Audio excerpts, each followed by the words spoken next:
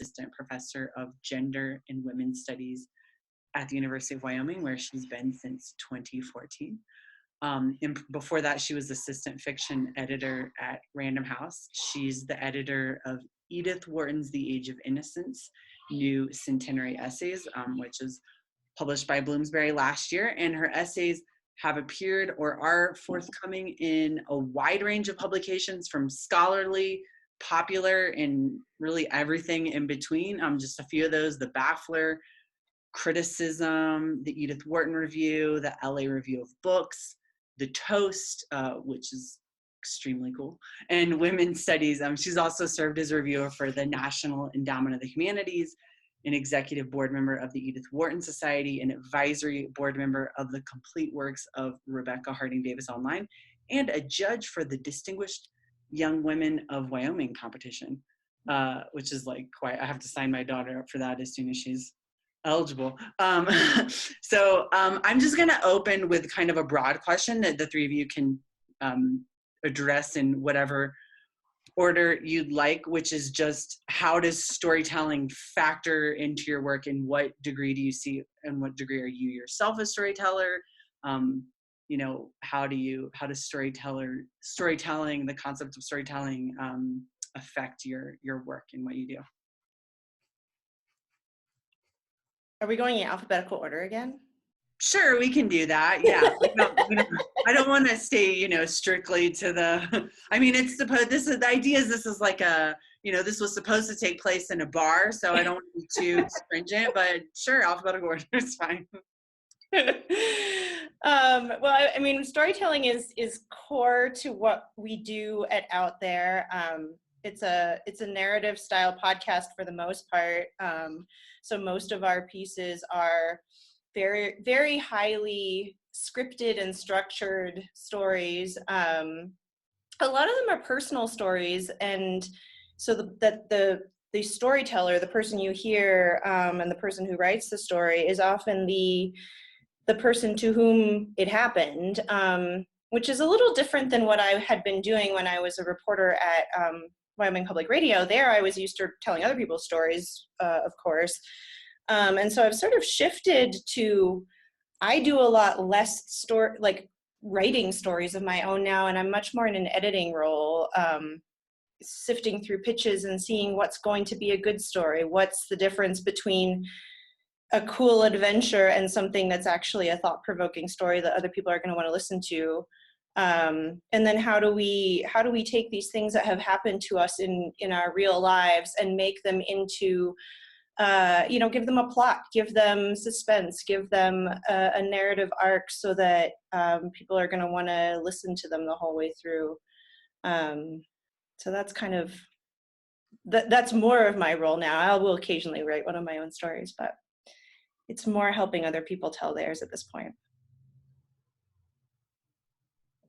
So for me, storytelling is my job right now, kind of like Willow. Some of it is helping other people tell stories or find a story in what they do. A lot of my day job with storytelling is convincing scientists that story is going to be the part of the story that people actually want to listen to or tune into or whatever. So helping scientists put themselves into their own stories is a big part of the work that I do in my day job. And then I think there's a part of me that's been a storyteller in some form my whole life. So past lives, I was a journalist. I've written a bunch of essays and started working on some poetry in the last handful of years and things like that. So I have my own stories that I'm working on telling also. I would say, I mean, I think I definitely tell stories too, but I would say that something I'm becoming increasingly interested in is how stories that have been told and the way in which stories get told shape our culture and our ideas. So, I'm a professor of gender and women's studies, and one thing that I'm really interested in particular is the way that women's stories get told or don't get told. And so, like, one project that I'm working on right now is thinking about how a lot of times the best stories about women are subplots in some other plot that's about men or someone else that something is happening to, or how women have really historically come up with creative ways of telling stories kind of slant, because they're not always in a position to be able to say exactly what it is that they want to say. And this is not only true of women, I mean, this is true of anyone who's in a kind of disadvantaged position. I think storytelling becomes even more important because it's a really advantageous place to make a case for yourself without being overt. So that's one thing I'm interested in. And then I'm also just interested in talking with students about how to identify how the ways in which stories get told shape the way we think about the information contained therein. So even if we're like reading a novel, thinking about like, is this a first person narrator? I thought that it was really interesting how, sorry, people in the house. Willow, you were saying like now mostly you're telling the stories of the people to whom those stories happened. And I think it's really cool to think about how different those stories would be and how they would resonate differently if there were like a third person narrator as opposed to the first person narrator. And so, you know, when I ask my students those questions, I try to convey to them that we're not just talking about like the way that novels work, but we're thinking about questions that have broader implications when we tell stories in the world in any kind of way. Like, are you talking about yourself? Are you giving access to your feelings and your consciousness? Are you just like giving a more subjective picture of events as they unfolded? And so I guess I do tell stories all the time, but I'm more interested in like dissecting and unpacking the way stories are made. Well, so that kind of raises is a nice segue into one of the questions that I had, which you have kind of addressed, but if other people want to chime in or if you want to say more about it, that would be great too, Arielle. But you know, the way that how can storytelling be used to counter or complicate dominant narratives, or you know, either with science storytelling or you know with your work, Willow, and kind of getting these individual stories. And if any of you have thoughts on that, the kind of storytelling as a way to kind of add something to maybe what is our general understanding of a subject, if that makes sense. Yeah, well, this was a really fun thing to think about this whole conversation. There are piles of papers about storytelling and science communication and storytelling and popular media more broadly. And one of the things that I find really interesting about the way that people's brains process stories is that we don't expect them to be able to do the same kind of thing that a whole bunch of scientific facts do us. So it is sort of its own proof internally, if that makes sense. If I tell you a fact, you're going to want me to justify it, to back it up somehow, to help you understand why I'm claiming that this is true. And there's something inherent in the way that we as organisms process stories that lets us a little bit off the hook if we tell a story. And we see this a lot in a lot of decision-making arenas, that one story will totally overwhelm all of the solid information if they're opposing each other, right? And I think part of why that happens is that stories can complicate things that would be pretty easy to try to distill into something black and white. You know, I can tell you a story that's really black and white, but more likely if I tell you the real story, it was complicated and I wasn't 100% right and someone else wasn't 100% right. And there's always, you know, there's a lot of really great stories in the world, no matter what genre they're in. There's moral and ethical dilemmas, or somebody's stuck in some kind of pickle and it's not a simple solution. And so I think part of what is really interesting about complicated is that stories can be really complicated, and they can be complicated in ways that you digest. I think your sound got a little bit messed up at the end for me, at least. I don't know if that's the so I don't know if you just want to like restate your, I think you're okay now if you want to like restate your last sentence quickly, or sorry. I was just saying, I think that part of what works about stories complicating dialogue is that stories can be complicated in a way that we can still digest them. Yeah, I don't have a whole lot to, I mean, I feel like you guys have kind of said it. I do think that we as humans are sort of hardwired to be interested in narrative. So, you know, when somebody starts talking at you, or you know, if somebody starts talking about something, it's often boring. But if somebody starts telling you the story of something that happened to them or something that happened to somebody else, you perk up. Like, you start to hear dialogue and it's like, oh, this is interesting. Like, stuff is happening. I want to know what happened next. And so, you know, there is a power to grab people by telling stories that you don't have necessarily by just saying, here's the deal, like here's what the facts are. Yeah. Yeah, thanks. Another question that I had was how each of you, how do you decide the best way to tell a story? You know, like Willow, like you're telling people's personal stories, but obviously you have to edit out lots of stuff that they themselves probably think is really critical. Or, you know, if you're telling a science, and how do you decide like what aspect of research is the most important thing? Like, how do you edit? And also, you know, if a couple of you work in like multimedia, how do you decide like how to integrate those elements as well? So basically, how do you tell a story? I mean, I think that a lot of decisions have to get made when you're thinking about how to tell a story. And some of them are, you know, have to do with what Willow just said, where you obviously want to have the reader's attention and be able to draw them in and not bore them. So if you have a very information heavy story, I think that becomes more of a challenge.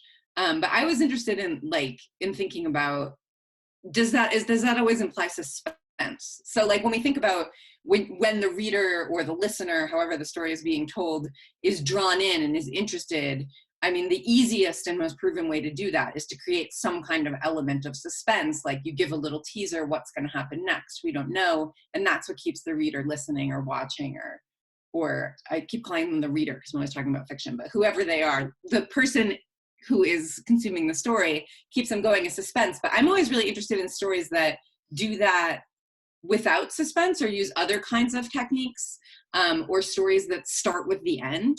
And then the nature of the suspense is not like what's going to happen, but how is it going to happen? So I would be interested in hearing about you guys, like how that plays into less like fictional kinds of things. But for me, like when I look at a story, like the structure of it is always a super interesting question. And I'm particularly drawn to stories that don't function like through a straight chronology, or that don't rely upon like a central suspenseful question to keep us motivated.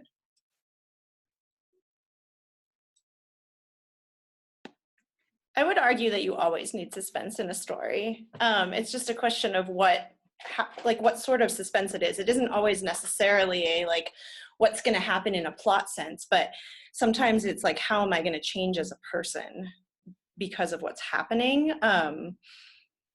I don't know if that's a very, I agree. I'm actually always curious because there are some books, especially novels, that I'll sometimes read and I'll be like, oh, there's nothing happens in this novel and yet it's wonderful. How is that possible? I don't understand. So I don't know how to write those kind of stories, but to keep you thinking on that, I wonder if character is an answer to that, because a lot of times yeah, hear about something that's not necessarily suspenseful is because we've come to care about or want to watch or follow that person.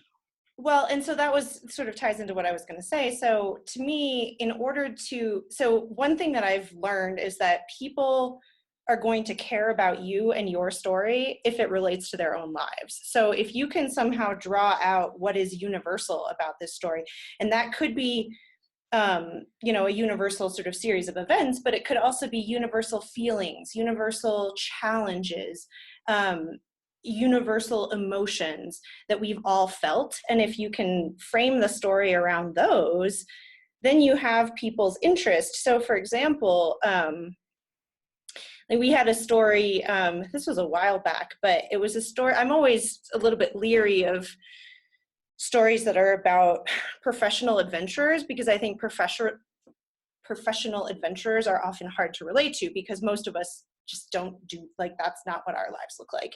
And so I had a freelancer pitch me a story a couple years ago about this guy who goes up Mount Everest, and he comes across another climber who he thinks is dead but is not dead, and then his team has to decide what to do. And so I'm thinking, well, yeah, I mean, I guess that's interesting, but like, this isn't really, how is this relevant to the rest of us?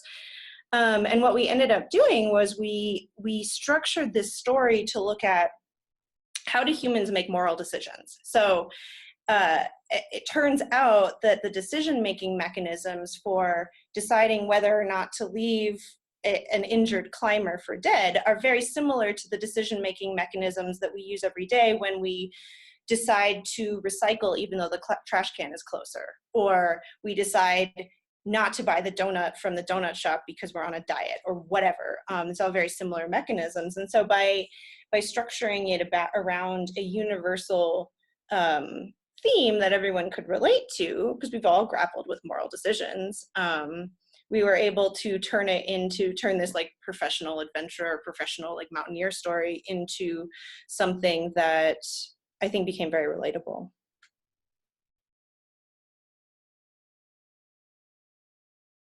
You will both recognize this. Many of the folks tuned in here will recognize this, but that's common, very, very, very common advice for people who are trying to make a story, is instead of reaching for the universal, which usually falls flat, you tell a super specific story, and in that specificity you find the detail or the dilemma that you can relate to in some way. I think for me, part of this question of how to tell a story, a little bit of it is straightforward for me. I am most comfortable with writing, photography, and drawing, painting, that kind of thing. So those are the things I'm going to use unless somebody pushes me to do something else. And when I get pushed, stories get really cool and fun and funky, but I don't necessarily do a great job of getting myself there by myself. And so when I'm coaching other people, whether it's a student or a practicing scientist, I try to remember, if I can nudge you a little bit past what you're comfortable with, you may come up with something really wild and cool.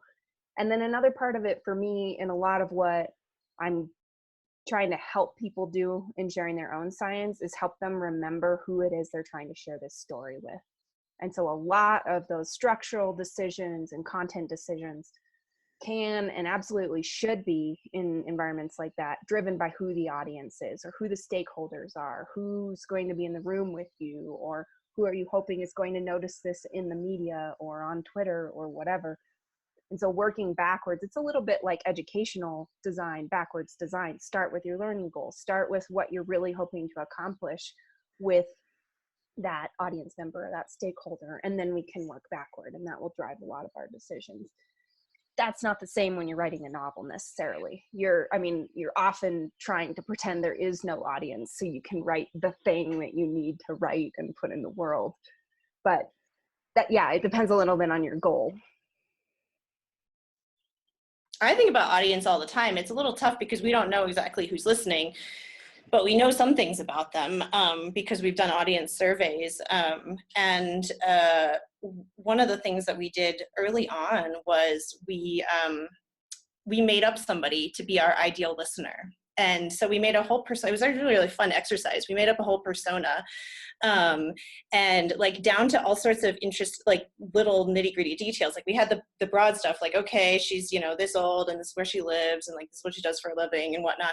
But then like down to little details, like she's part of a book club and she enjoys drinking wine, and she, like all these little, and like she has a cat, and like, little things. Like obviously you don't have to enjoy wine and cats in order to enjoy the show, but having having a person in mind when we're shaping stories and saying, okay, if like she's our bullseye, and if she likes this story, then there are going to be all these other people also who are going to like it, but like we got to nail it for her.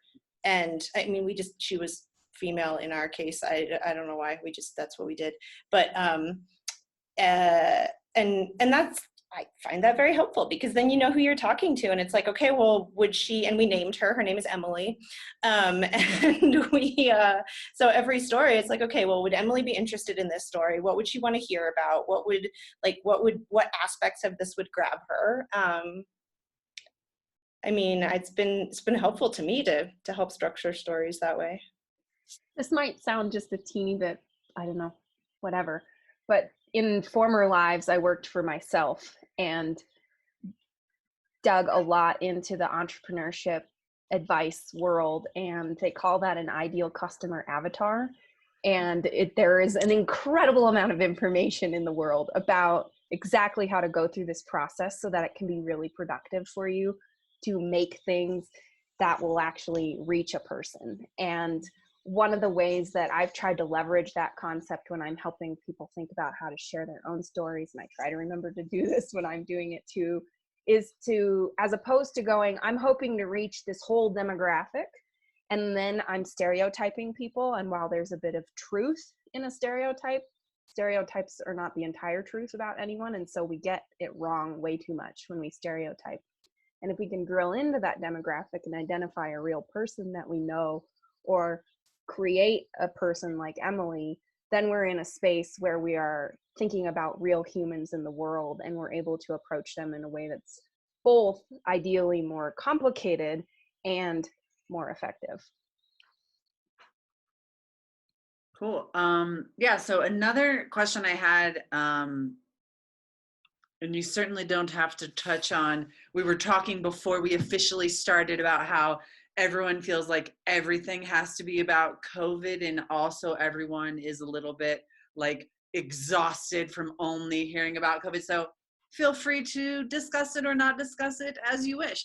But I was interested in kind of the utility of stories to tell facts, and this is a little bit of like my bias as a historian, but I use, fiction sometimes in my classes. Like we read novels and books, but I'm always like, it's about this fictional thing, but it's really telling us about this real thing. And so like I in my own head debate with myself, like whether any story is ever even really fiction, because it's, telling us about the world in which it was created.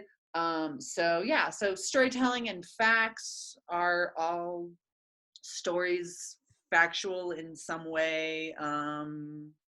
Maybe bring up any current events you do or don't want to talk about.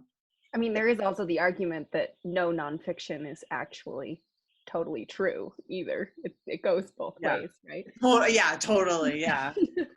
I think for me, what's often in the back of my mind is that in the space that I work in the most, we tend to want to think that people will believe us if we tell them the truth, which usually looks like a whole bunch of numbers and 16 syllable long words, and none of that penetrates. Like those parts of our brains are evolved really recently compared to the parts of our brains that are used to looking over our shoulder, remembering the safe place to eat the root because of a story about the place name.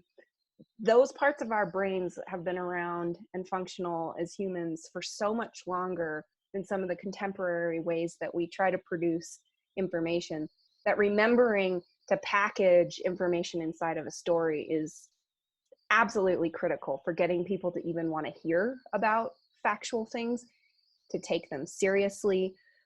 And one of the really complicated things that we run into, and COVID is maybe an example of this a bit, but there are many runaway examples. Stories that aren't true are often going to run away long before the true thing gets in the room, because the story is the thing we remember and it catches us. It's either exciting and new, or it's funny, or it's a novel way of interacting with it. And I'm probably going to listen to the thing that my mom or my friend says, but if I don't know a scientist in real life, I don't know even what a scientist is in the world. We know so many people have no real relationships with living scientists.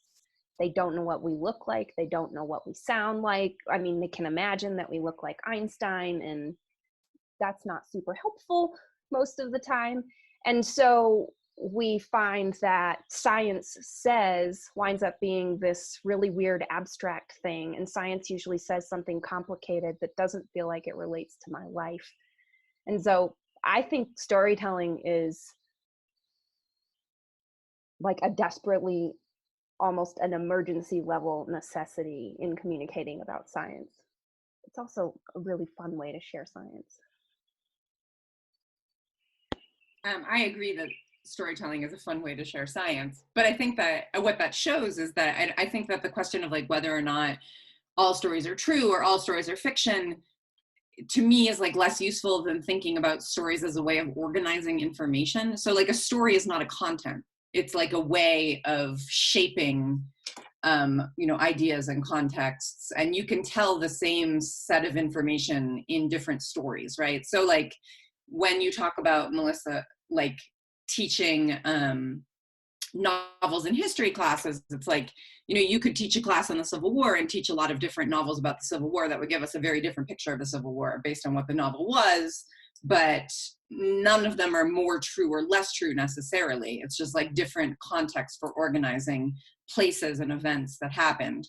And I think that there's this reciprocal relationship where it's not only that we use stories to organize things that happen to us, but I think that we also like understand things that happen to us through stories we've already heard. So something that I'm sure everybody's really familiar with, a phenomenon that we've been having now, is like you're in this weird otherworldly kind of space. Your life looks a way that it's never looked before. So you turn to fiction and your experience of fiction to try to understand it. And you have people walking around being like, I feel like I'm in a dystopian novel, or this is like, an apocalyptic movie or an apocalyptic story. And what's interesting about that to me is like you are assigning a genre to a particular moment in your life. And I feel like we do this more than we know. So like in a romantic comedy, there's like a meet cute. And if you meet somebody that you think you might be romantically interested in, you're like, oh, we're in a romance now. And if you get into a car crash and it feels like surreal, you're like, oh my God, I'm in this like dark, like psychological thriller. Like, why did this happen to me? And so I think that being aware of how genres function and what kinds of stories we tell and what we look for in order to make those identifications can really like alter the way that we perceive or understand our own reality. So it's like, what is it about your daily reality that makes you feel like you're in a dystopian fiction or that you're in an apocalyptic scenario? And how can you like spin those details into a different kind of story? If I could jump in really quick, Willow, I just saw a hilarious New Yorker cartoon, and it's a woman on her cell phone looking out of her apartment window, and she goes, we're in the part that's supposed to just be a montage. And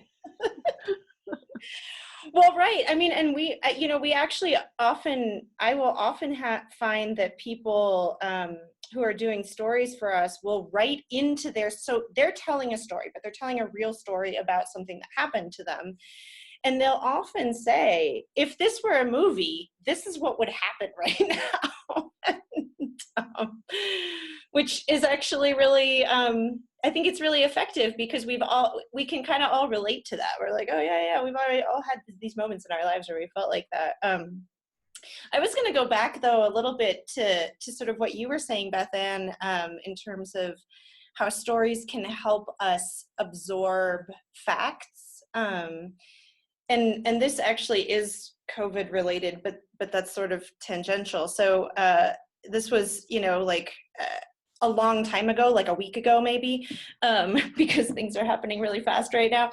I was listening to the news, and there had been coronavirus, of course, had been all over the news. People were talking about social distancing and the importance of social distancing, and it wasn't like maybe it was a week and a half ago, because it was like not like totally everyone had to do it yet. And then there was a story about a woman in Seattle who had coronavirus and had recovered from it. She was okay, but she was young. She wasn't in the high risk category. She was 30 or 40 or something like that. And she was talking about her experience and talking about like how she, where she thinks she got it.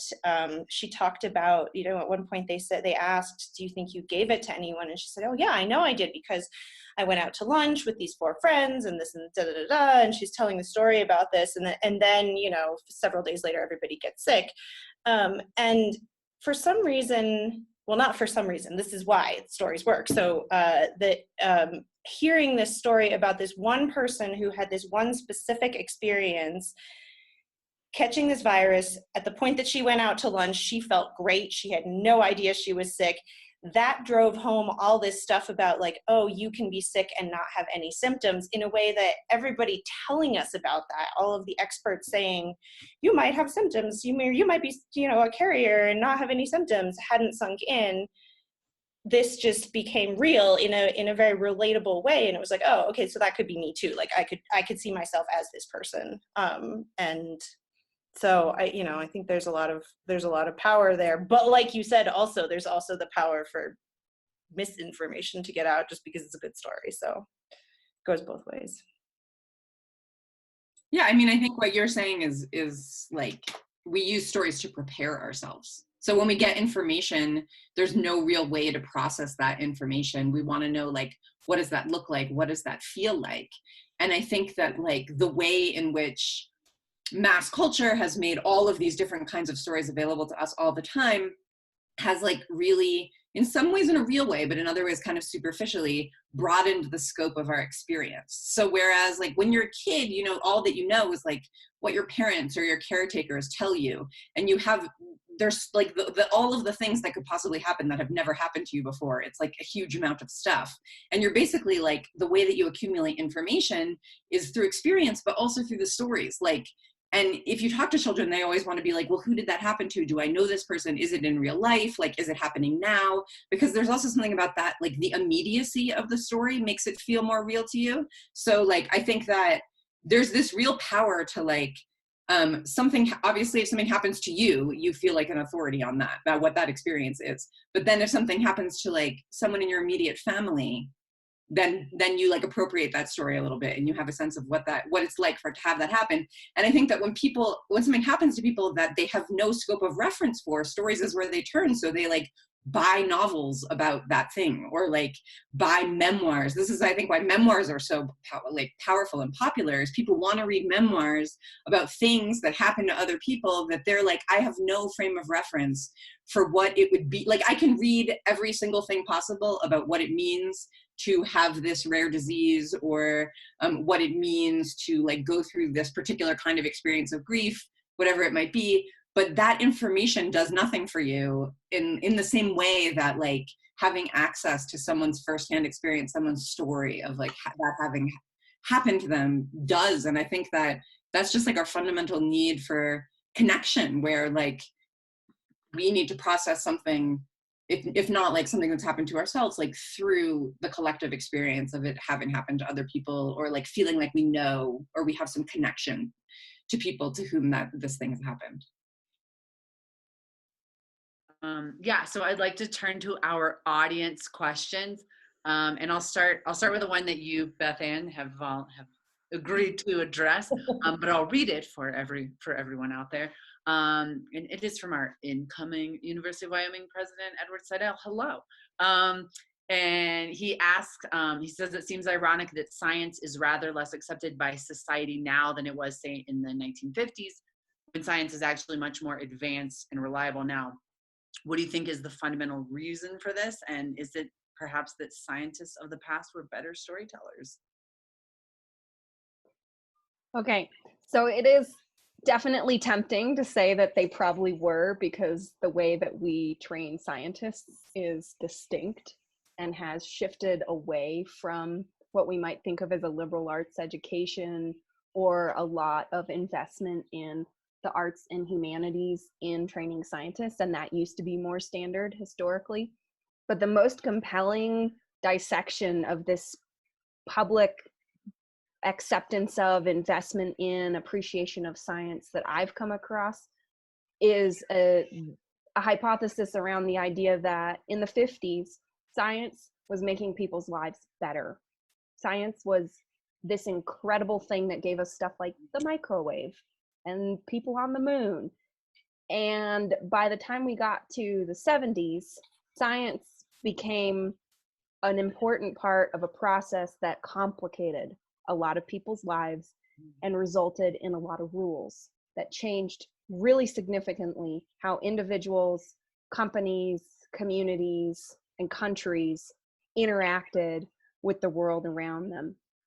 And we could go deep into that, and I'm sure Willow and Arielle have lots of interesting things to say about it, but I find that particular hypothesis about the shift really compelling. Would either of you like to weigh in on that? Are you content with Bethann's answer? I mean, I'm definitely content with Bethann's answer, although it does remind me of a podcast episode that I listened to recently from the podcast Hidden Brain, which is about social science research. And it's a wonderful show. And they were, in this particular episode, they were talking about why do we listen to some people's advice and not other people's advice? Like, what is it that makes some people a prophet and other people are just like a crazy that we don't like pay attention to? And it kind of comes down to three factors. One is like, are they a good communicator? Do they speak clearly? And often, I mean, not to generalize, but often scientists have a hard time speaking in language that the layman can understand easily. So do they speak clearly? Are they in a position of authority? So we tend to listen more to people who are in positions of authorities, and scientists rarely are, like in a broader like societal sense. And then the final thing was, what was the final thing? It was really good, and now I'm totally blanking on it. There was another. Oh no, yes, this goes back to what Bethann was saying. The final thing was, are they asking you to like change what you're doing in a major kind of way? So like, if somebody comes along and is like, well, you should change this just a little bit, people tend to be able to swallow that, and they're like, oh yeah, you're right, like you must know what's up. Whereas if you're asking people to do a complete about face, then people are like, no, we can't do that. So and you must be cuckoo. So it was a really interesting podcast episode. Cool. So the next question from the audience is from Sean Reese, who asked if any of you have thoughts on collaborative storytelling. What is collaborative? I mean, I feel like a lot of storytelling is collaborative. Do we have a way of defining this? Yeah. Well, I think Sean just means, like telling stories with other people. Maybe for you, it's like so obvious that storytelling would be collaborative. Everything I read, I just like hole up in my office by myself. So, maybe it's so obvious that you have nothing to add. But I mean, like sort of, how do you, like, have you ever had, Willow, someone get upset because they felt like you omitted something important from some important aspect of their story or something like that? Yeah, I mean, I think that happens less now, that because a lot of people are telling their own stories, so they get to choose what they omit. Sometimes we argue about it, but ultimately they know what's up. That happened, I think, a lot when I was reporting for the radio station, because you would do these long interviews with people. You talk with people for half an hour or an hour sometimes, and then you would use one quote from them, and they were always a little surprised by that. I don't think people were usually angry about that. It was just they didn't it felt like a disconnect, which I think is maybe on us as journalists to like tell people what's up more when we're interviewing them. I do think, so in terms of collaboration, I do a lot of that. So, and it starts from the very conceptualization of the story. Like, is this going to be a story that people are going to want to hear? Because a lot of times people will pitch me stories and it's like, we went on this adventure and it was great. And you're like, okay, and like, why do we care? This is not a story. So a lot of times it is very helpful to have outside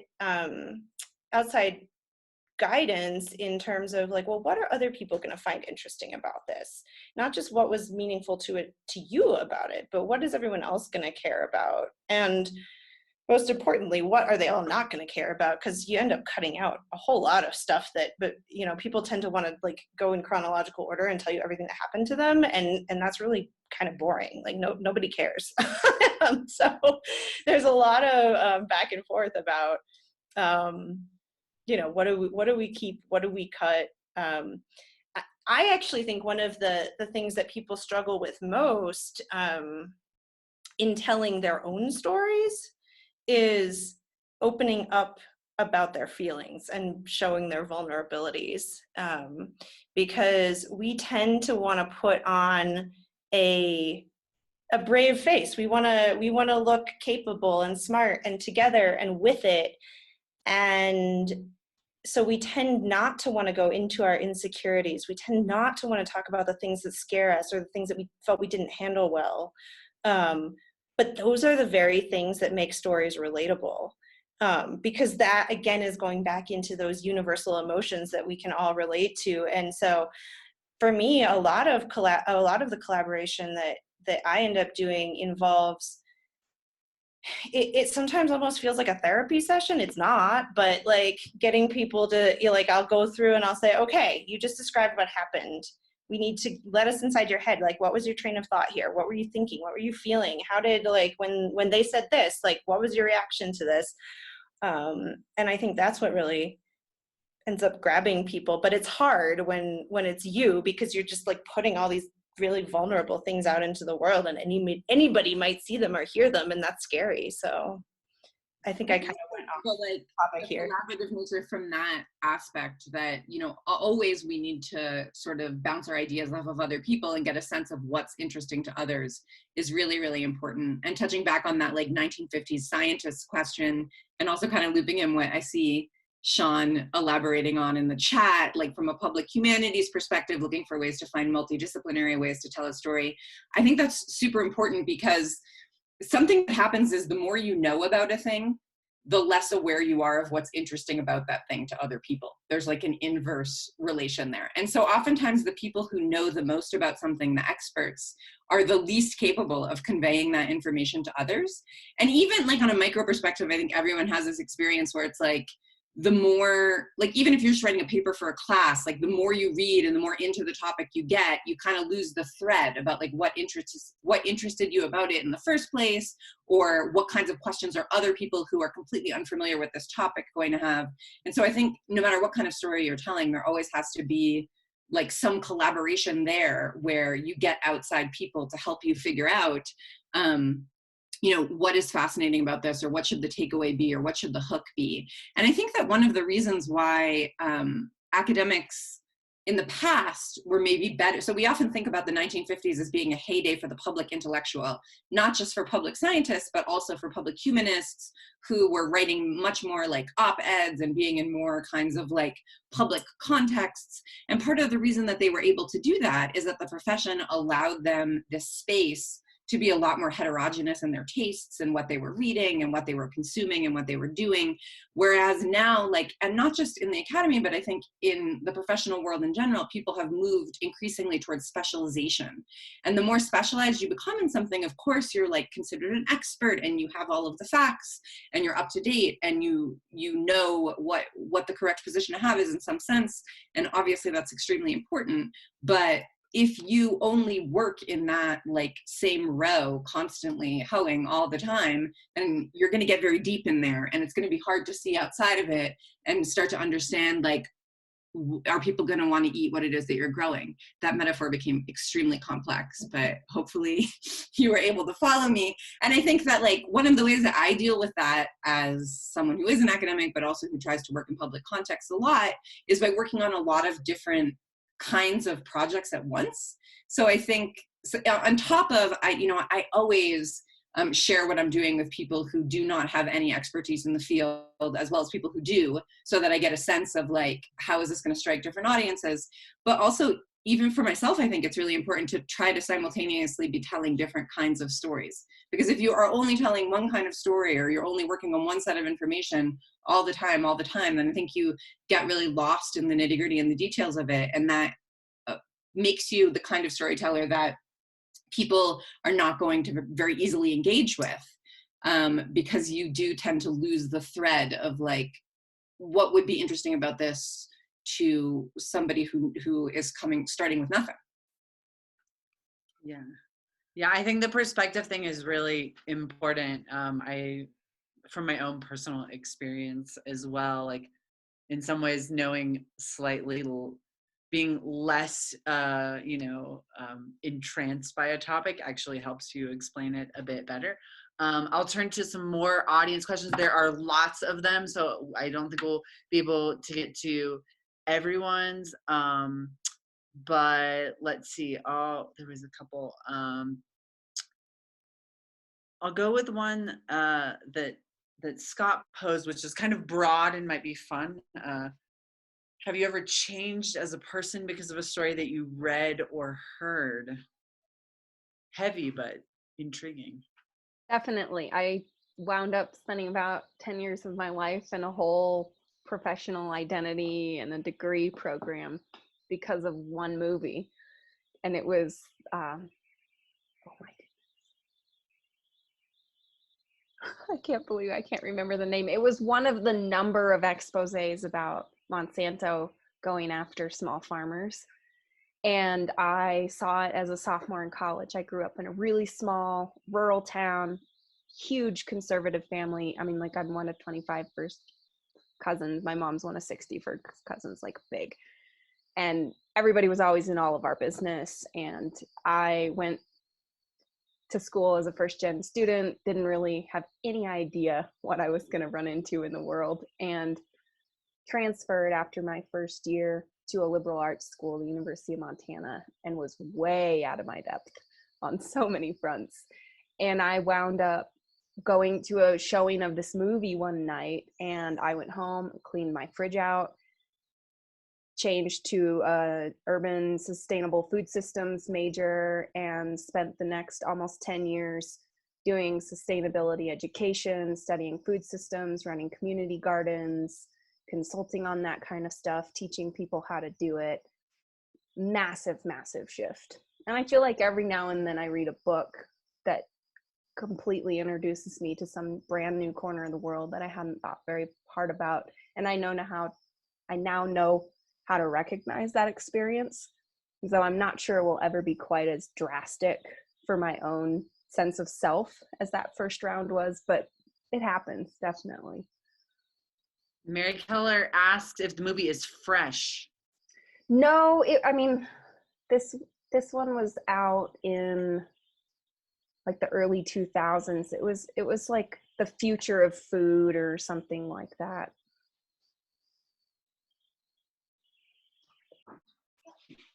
Do either Willow or Arielle want to weigh in on the question, or we can move on if you... I think that's pretty hard to follow. Yeah, it changed me, but not so spectacularly. I don't have an example like that. I agree that is hard to be. Okay, I'll turn to another question. Julia asked, what are the ethics of telling a story that doesn't reflect your own subject position? So in other words, how do you avoid speaking for someone versus using your own potential privilege to amplify a voice that needs to be heard?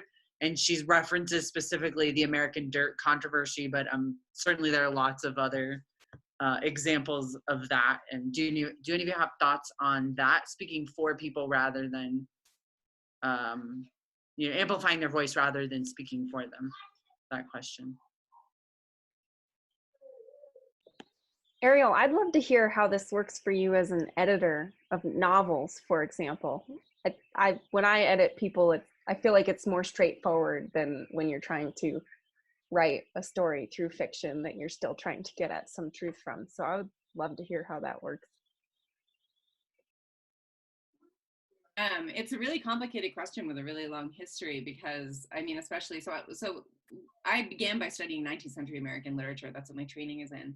And there are so many instances of 19th century American editors who edited the work of, African-American writers, female writers, not American writers from subpopulations. So there was like a really, really popular genre in the late 19th century called regionalism, and editors, mostly white Anglo-Saxon male editors would seek out like people from specific regions of the country or people who spoke in dialect or people who were immigrants and get them to tell their stories because they were very popular. They sold. People wanted to learn. It was like a way of traveling through fiction. People wanted to learn about these subpopulations. And we actually still do this. I mean, one of the things that's been so interesting for me, just as like a cultural critic and commentator to watch, has been how the rise of reality TV has echoed these same exact principles. So realism, the genre of literature that I'm talking about, that regionalism fit into, was really obsessed with finding subpopulations and regionalisms and getting people to have this sort of like voyeuristic appreciation of what other cultures within the like umbrella of their own culture are like. And then I look at like everybody's watching Tiger King and people are like, who are these people who live in Oklahoma and like collect tigers? This is crazy. And it's such a regionalism thing where you have, the director of this Netflix documentary seeking out like, who are people living in the pockets of this country that we can kind of like exploit is maybe too strong a word, but get people interested in because of the idiosyncrasy of their subculture. And so like, almost all of the popular documentaries that have happened in the past few years have been this. So like there was this one Cheer that Netflix did that is about like this cheer team that is in I think they're in Texas, like this very small part of Texas. And I've been interested in seeing how popular culture has become really obsessed with rural America in a way that is a major shift from how it was obsessed with, like there was a period of time like in the 90s and the early 2000s when it seemed like everything is set in New York or like in these urban spaces. And so from an editorial perspective, I think that you kind of have to walk the line between like giving voice to, people who we don't normally hear from, and then also being exploitative, as Julia points out in her question. But I think that like American Dirt is not so much that, because the controversy is not about the editor, although maybe it should be, but most people tend to focus on the author herself, and it becomes this identity politics question, both of like, is she, she's not Mexican, so it's like, she is Latinx, but like, does it need to be a Mexican person telling this story? That's one thing. But I think with that, I mean, when it comes down to it, the reason why I think people got so upset is because it's a very hot button issue, obviously, the what's going on at the border. And so, as I said before, in talking about like when people have individual trauma, they reach for like stories that are about the same kind of individual trauma that they're experiencing. So like when I was pregnant with my son, I don't really like how-to manuals or anything, so I just read a bunch of novels about like people who were pregnant, and that was a way for me to connect on that issue. But I think that we do that on a cultural level too, where you're like, okay, what's going on at the border is really disturbing, and I'm hearing a lot of information about this in the news, and I want to like wrap my head around it in this more emotional way, so I want to read a novel about it. And I think that everyone in the publishing world was very aware of the fact that a novel that dealt with those issues and that was telling like in a first-person voice, a story pertinent to those issues was going to do really well, because a lot of people were trying to process that, and fiction is a way that we process culture. And I think that because of the timing of that novel, that is part of the reason why it became so controversial. So I think that if in this particular moment, somebody who, say a Chinese American person wanted to write a story about something that happened in 1940s Germany, people probably wouldn't be that upset. Like as an artist and a writer, you could take creative license to do that because there's not like this huge demand right now to find out what's going on right now in 1940s Germany, that the identity politics of it are not weighty in the same way. But I think that if there is a high demand to tell a story for the reason specifically of current contemporary cultural processing, we're trying to figure something out, then it becomes much more important who is telling this story. This is not just about entertainment. This is about trying to process something collectively as a culture. Yeah, I think that's a great point. Did either of you want to weigh in on that? We're out of time, but if any of you have like some final thoughts about that question, or generally anything we did not get to, there are lots of really amazing questions from the audience that we did not get to, and perhaps we need to think of a way to move the conversation elsewhere to another virtual environment in the future. I mean, yeah, I guess I just sort of going along with that, and this is going back to Julia's question where she asked about using your own, and she put in parentheses, potential privilege. It is a privilege. Being a storyteller is a privilege, and you're in a position of power. And I think that, I mean, it's something that I have given a lot of thought to as a journalist, particularly as a journalist, because you're always telling other people's stories, and it's really important to get it right, and sometimes you don't. And that's the danger with telling other people's stories. Sometimes you do it just right, and the hope is that the feedback is like, oh yeah, you captured exactly what I was trying to say, you got my point across. But sometimes it doesn't work, and and sometimes you screw up, and I think that is a lot of the reason why there is often distrust of the media, because people see it as like, oh, you're in this position of power, you're telling our story, you're speaking for us, you're going to say whatever you want to say, and it doesn't matter what actually happened. And I mean, I don't want to speak for all journalists, but certainly my experience as a journalist and having a lot of journalist colleagues and friends is that, it is very important to us to tell people's stories accurately and to portray what they were trying to say accurately. And when there is a mistake, it's really kind of agonizing for us, and we take that very seriously. So that's a little bit off topic, but also not, because I think it is really important to remember that anytime you're telling a story about someone else, you have a lot of power, and you are shaping how a lot of people are going to see them. And that's cool, but it's also kind of scary, and it's a big responsibility, and it's not one that you should take lightly. Yeah, that's why I work on the 17th century. No one can get mad. They're not gonna complain, Any other final thoughts before we wrap this up from any of our panelists? Well, I think I want to take a class with Arielle, definitely. And I also would be super happy to connect with anyone who is listening to us in some other environment if they directly want to chat more about science communication or things that I may have opinions or suggestions for who else to connect to. I know someone was asking about live storytelling. Some of my friends in the science communication world work with story programs like The Moth and whatnot, so I'd be happy to connect you to folks like that, and we should do this again. Yeah, and if you all are willing, we can post your whatever Twitter, email on the Wyoming Institute for Humanities Research Facebook page, other appropriate places. I think we're all Googleable, but we can give information there too for those of you who have had questions that we didn't get to. Any other final thoughts before? I just want to say thank you so much, Melissa, for organizing this, and it's been great, and it was really nice to meet the other panelists too. So.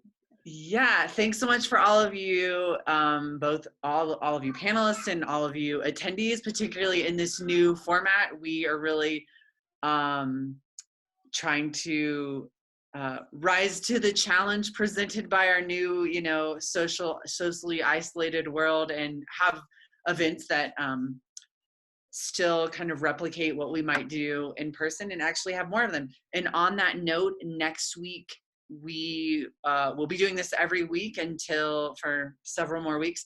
So next week at this same time, 5:30 on Thursday, we will have another Think and Drink, and our guest will be Eric Hayat, and it's a lecture titled How to Think Like a Humanist and Why. In following weeks, we are gonna do more of this format with panelists and questions. So we hope that y'all will join us. We also are doing Silent Book Club, 5:30 p.m. on Tuesdays. So join, and unlike regular book club, you get to read the book while the book club is going on and choose what you read. So it's like low prep book club. So thanks to all of you panelists and attendees alike, and we hope to see you at future events. Thanks for everyone. inviting us. Thank you.